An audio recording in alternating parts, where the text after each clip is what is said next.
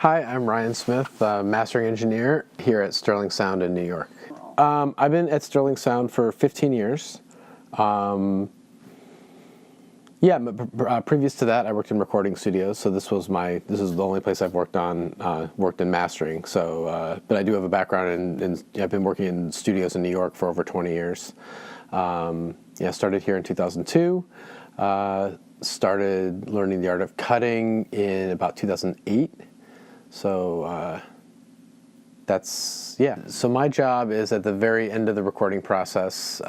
People bring their records here, and this is where we go from thinking about recordings as individual songs to thinking about them as an entire album. So we'll take our time making EQ and level adjustments for all the songs so that when they're all put together, either on an LP or a CD or for digital distribution, they play as a group and sound consistent, and also have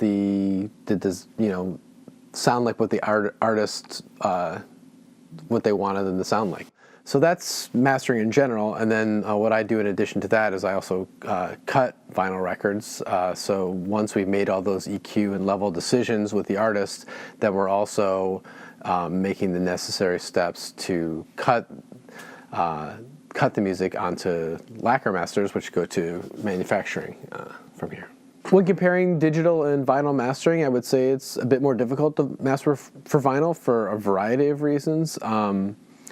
For one, recording a digital file into a computer there's a kind of small amount of things you have to think about there, whereas getting a cut onto a lacquer disc with a lathe is a lot more complicated and a lot more.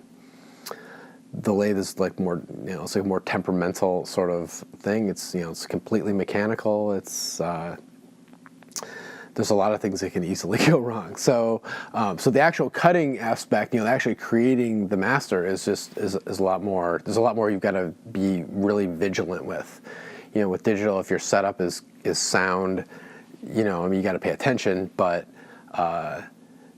there's fewer things that could go wrong. And then with vinyl, there are certain limitations that you have to be aware of, in terms of low end and extreme high end, or things phase, the phase relationship of the music you're cutting, that you don't end up with playback problems.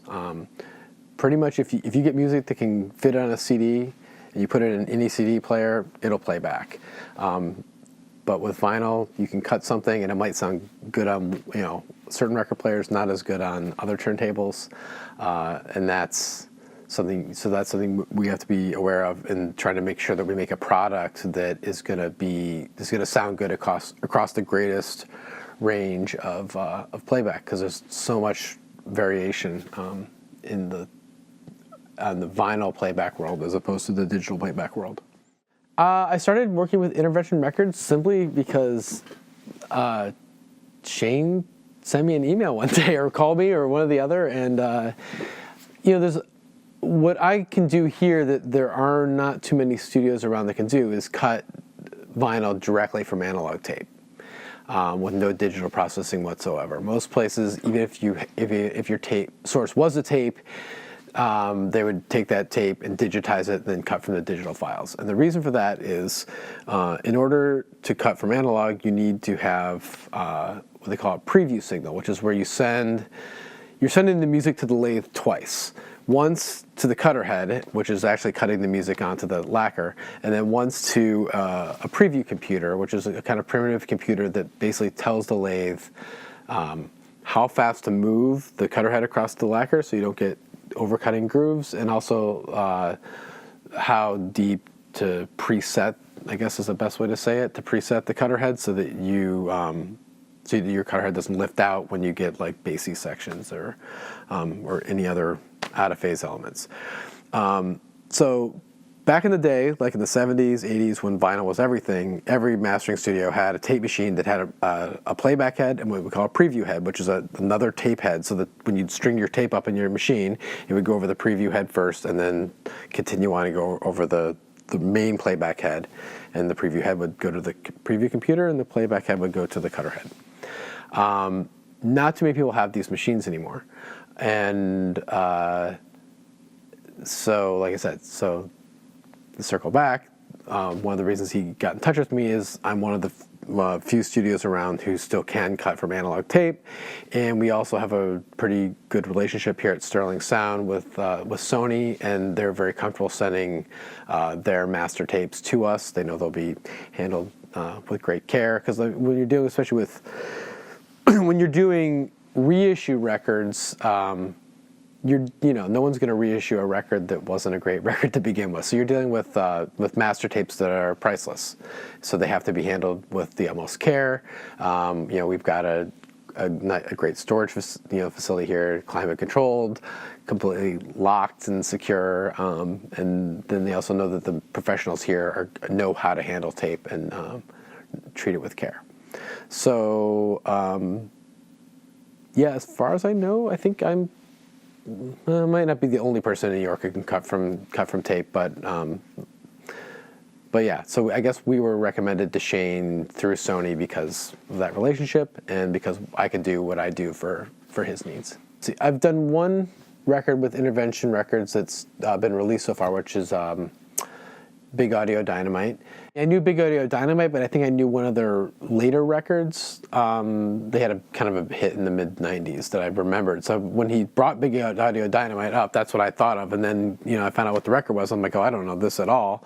It was a really interesting record because I can see, it feels like one of those records that probably a lot of people listen to who made more music, where it was using like sampling and other weird stuff that like it had to be really, pretty unique for its day. It was fun to work on. It was like I always like when I work on a record that I'm not familiar with, and then like it's like I get broaden my own musical education in the process, so that's fun. I think it's fun working with Shane, and he's doing things that are a little more contemporary than a lot of reissue labels are doing. I do work for other labels that it's still great stuff, don't get me wrong, but you're doing a lot of things from like the 60s, 50s, 70s. So I appreciate that he's doing some of these titles that I think other labels are, the kind of eras and genres that the other reissue labels are not paying a lot of attention to. Well, I like music a lot, and I like all kinds of music, and so, I have a job where I get to listen to different music every single day of the week. That's number one reason I like what I do.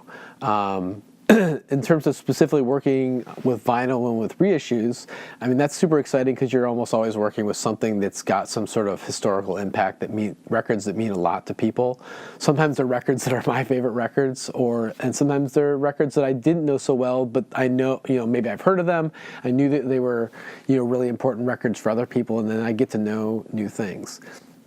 And the historical aspect of it is really cool too. Like when I get to, I've worked on records with tapes that date back as far as the early 50s, and it's kind of amazing that I'm really holding like pieces of history in your hand, and hopefully giving it a new life for a new group of people to discover and hear it anew, and that's really exciting too.